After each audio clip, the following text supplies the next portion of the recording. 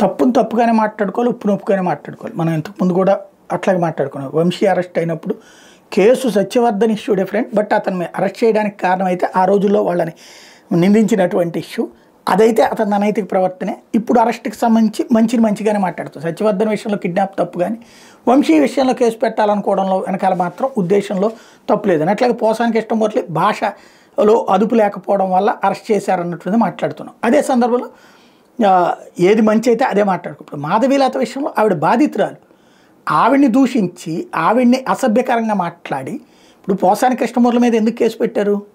దుర్భాషలాడాడని. మరి ఇప్పుడు మాధవీలతని దుర్భాషలాడినది ఒకళ్ళైతే దుర్భాషలు అనుభవించినటువంటి అమ్మాయి, కంటతడి పెట్టిన అమ్మాయి, చివరికి న్యాయం కోసం పోలీసుల దగ్గరికి వెళ్ళిన అమ్మాయి, ఎంతో పోరాడితే కానీ కేసు నమోదు కాని పరిస్థితుల్లో ఆ అమ్మాయి మీద కేసు పెట్టడం ఏంటి? అమ్మాయిని అరెస్ట్ చేయాలన్న ప్రయత్నం ఏంటి? ఏం జరుగుతోంది మనకి? ఇది జెన్యూనేనా? ఆలోచించాల్సి ఉంది.